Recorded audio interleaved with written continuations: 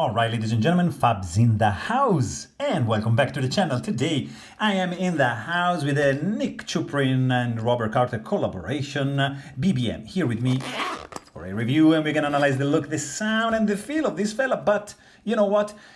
Don't forget to like, subscribe, leave me a comment down below. Let me know what you guys think about this fella. You like it, you don't like it, you hate it, you love it. Just let me know, we can chat about it and see what is going on. Look at that. So this guy comes with this extremely thick padded pouch, faux leather, zippered and velvety interior. That's kind of anonymous, but it's pretty cool and works well. And inside you're gonna find, of course, this beauty right there. Quickly, let's check the size, because this guy has a 3-inch long blade with a 4-inch long handle, and of course 3 plus 4 is 7 inches for the overall length. Quickly up against, for example, Benchmade bag out and mini bag out, you can see we are kind of like in the same realm, pretty much in between these two offerings from Benchmade. If I bring a Spyderco Para 3 and a Paramilitary 2, you're gonna notice that this guy is just a little bit tinier than that, but definitely smaller than the PM2. Couple of offerings from Chris Reeve Knives. Of course, you have the large Sebenza 21 and the small Sebenza 21. This is pretty much the same size of the 31, small and large. But as you can see, we are in the same ballpark of the small, just a little bit taller blade, definitely smaller than the large. And since this is a custom, I gotta show you a couple of blades. Here is the Philippe Georget 520 in lightning strike, carbon fiber and titanium bolster. This is the Brian Nadeau Void NF XL. It's a custom 1 of 4, and you can see the BBM cannot just keep up with these two big boys. And I want to show you another couple of customs that I got here. This is the Rain from Kirby Lambert, and this is the large Nirvana 4.0 by Peter Assenti, to show you just gorgeous pictures of 3 fantastic knife makers. But we are here to talk about this fella, which you might have seen already on YouTube. If you follow Dr. Frankie, this was his, it belonged to him, and it was made for him. In fact, you can see the Dr. Frankie green anodization for the accents in this little fella right over here. So this is a titanium frame lock. In this case, the handles have been Cerakoted black. The handles are very nicely done, milled in the chamfers. As you can see, look at the fine milling going on. The flats are just plain, not milled. And you get some nice chamfer on the inside, right over there. That's pretty cool. I mean, when you close the blade, the overall look is just fantastic. The lines are flowing very well. I like this part like protruding a bit from the handle and sweeping down. Very tiny and slim, slender handle right there, which tapers and opens up around the pivot area. That's a pretty cool design indeed. Also, I'm a fan of Cerakoting because it adds an extra layer of protection to the metal. So it's a good thing to know that you're protecting your expensive knife, because this guy is around $1,300, and it's of course it's a custom, so it's not going to be a cheap one. You got there's actually no internal skeletonization on this fella right over here, but that's not going to impact too much the weight, because it's a relatively tiny knife, so it's going to be all right. Then you get a nice set of finger grooves for the handle. Like, this is amazing. This is cool, but this is like spectacular. This, that, boom. We're gonna check that out in a second. Let's check out the back spacer, because look at this. This is a titanium Dr. Frankie green anodized back spacer, and the construction is pretty cool because you have only one screw for the body passing through the back spacer, reaching the pocket clip. So it's gonna be a hidden hardware pocket clip, tip-up carry only, kind of like deep carry. Like you see, that this much knife is gonna be sticking out from your pocket, and these back spacer is just sweeping up and just meeting this point. So there's no way you're gonna be able to snag the tip, which is safely recessed, buried down in these scales right there. So perfect design. Of course, this is not a flipper. You can only deploy this from using this thumb hole. You can do spidey flick like that. Of course, you can do two-handed opening like so, obviously, but it's not a flipper, and that's fine because the action is really good on this one. You have a T15 Torx bit pivot. The pivot screw is anodized, of course, with a matching voltage for the body screw, backspacer, clip, and under collar. So check this out, guys. This is it's just not a pivot collar. It's there's a pivot, there's a collar geared, and a pivot collar under collar. I don't know how to call it, but there's actually two pieces in this pivot collar, and that's pretty sweet. It's amazing. I really like the complexity that is going on around the pivot and the simplicity that is expanding like around the handle. That's very, very cool. The pivot is sticking out just a little bit, not too much. It's not obnoxious, but it's not flush with the handle. Super easy knife to take apart. T15, T10, I believe. Yeah, that's a T10. And you're done. Just clean it up, lube it up, and put it back together. It's gonna be a breeze. You can also check my maintenance video about this fella. You have there's no actually stainless steel lock face insert, but the geometry is so good that there is zero lock stick.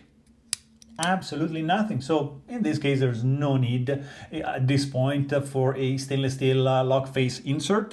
There is no over travel lock bar stabilizer, but you get the pocket clip resting a little bit on the lock bar, so that's gonna act a little bit as a counterweight to avoid like overextending the lock bar in that direction. So just keep that in mind. You don't have like an extra safety right there embedded on the lock side or in the stainless steel lock face insert because it's absent. So beside that, you have a ceramic detent ball, and there is no detent ball ramp that I can see from this perspective, but that is not like too bad because basically the knife is going to be able to just do that. So it's not a huge deal, but still missing a detent ball ramp.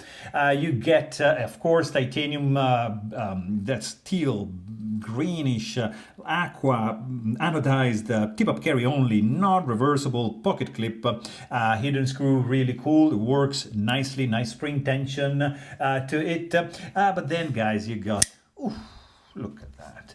You got this blade design, which is, it's reminiscent a little bit of the Nirvana, I would say, just you know, vaguely, kind of. This is more like a Tanto. There is some resemblance, but they're different, but I love this blade shape. Really, really cool. Kind of thick stock. There's no jimping going on, but the divot acts, the thumb ramp over here is just phenomenal. Really, really cool. And then from here, it just, you see, develops a swedge. This swedge just intersects this fuller right over here, but then, as you can see, just continues right up to the tip of the blade. You get a thumb hole with a little bit of chamfering, but this fuller is bead blasted or like vapor blast, I don't know. And the main, the primary bevel is just has the belt grind lines, which are vertical and horizontal right over here in the flats. It's not like you see this Tanto side right over here is like not really straight. You have a little bit of belly. The edge is not like perfectly symmetrical, widens up a little bit at the tip, and right from this point to the sharpening choil, you're gonna get a straight edge. But if you check like up close, like the sharpening choil, you see, is just fine, but it just gets very close to the plunge grind right there. So when you sharpen this guy, just be careful. Of course, hollow grind, it's gorgeous. Like this hollow grind is phenomenal. Really thin behind the edge, sterile looking blade. You don't see anything except for when you close the knife. So you see NCC for Nick Chuprin and RJC for Robert Carter on the other side. But when you deploy the blade, these logos are gonna be hidden underneath the scales, and that's a fantastic thing. Let's grab this fella right over here. Let's zero this right there. And let's check the stock thickness at 0.15 inches. And let's see behind the edge, this fella, right? Look at that, 0.006. This thing is thin. It's extremely thin. It's not thin. It's unbelievable. Really, really cool. Let's quickly check the sound of this fella. Look at that. And let's try like that. Oops. This guy is small and my hands are like that. So I kind of struggle to, you need like the right grip. So for example, I need just to hold it like that. Make sure you don't apply any pressure on the lock bar, and just from there, it just fires out like crazy with that very cool sound. When you just close it, it's a beautiful dink. And very, very pleasant sound for sure. Also, the weight on this fella is going to be quite contained because of the size. I mean, stock thickness is not that thin. There's no internal skeletonization, but look at that. 3.14 ounces, not too shabby. We cannot complain about that. Let's quickly also check the feel, because that's what is just wow. I mean, the combination of this thumb ramp and this, it's not a finger choil, but it's like a finger groove that is just, at least for my hand, this grip is just fantastic. It just feels so nice. It feels like you have so much precision into carving, into just do your cutting, that is just phenomenal, even if there's no jimping. I would have preferred a little bit of jimping to add a little bit of traction and bite over here, but still, it's very, very good in the hand. I don't feel any sharp edges. The lock bar has a kind of like a restricted access right over here, but you still just angle your thumb and you're gonna be able to close and disengage the lock bar and just close the blade. So not extremely, not too much room right over here, but still just do that and you're gonna be fine. There's yeah, I mean, you can choke up like that. That's the only thing. I would never use it like this. So this is the main grip you're gonna get from this fella. Reverse grip, it works because you can do you can bring your pinky right over here, and this guy just is gonna stay there. So that's pretty much a good reverse grip. Also feels absolutely solid in the hand, even if the backspacer is tiny and short. Zero flex, super solid structure, very, very nice. The milling on the handle is gonna reduce the slipperiness, and even if it's smooth, but still there's less slipperiness than as if this guy was would have been just flat, like flush, sorry, as the flats.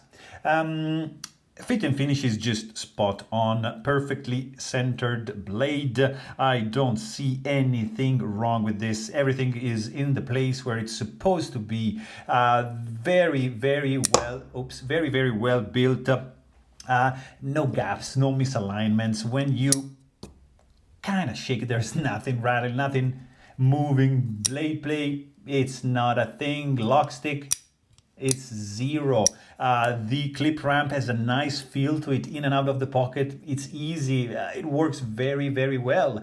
Very, very cool pivot. This guy, of course, is running on bearings. Look at that. I mean, disengage the lock bar. The blade wants to just close down, but you keep it vertical position and no, nothing is gonna happen. You have to just give it a little gentle nudge like that, and this guy is gonna be closing like that. Really, really cool. Also, it's very fidgety. My hands are kind of big. Look at this. I can't even put my hand in the frame. But you can do like a thumb flick for sure. Just have to grab it in the right way. So probably like that is going to be my preferred method of holding the knife to deploy it with my thumb. But if you want to do like index, like just like in the index flick, it's gonna be like that. You want to do a spidey flick with the middle finger, so that's gonna be a little bit, yeah, a little bit harder, but still it's doable. Probably I can, no, ring finger, Yeah, I can even do that. Probably not the pinky because the detent is dialed in like so nicely. And yeah, nice strong detent on this one. Very, very cool action for sure. So has a fidget factor, has a gorgeous look, has a very, very cool set of lines, simple but complicated. It looks amazing, great feel in the hand. It's a gorgeous knife, guys. Just a little bit expensive, but I mean, it's a custom knife with very good materials employed. So there you have it. Hope you guys enjoyed this video, and thanks for watching. Stay tuned.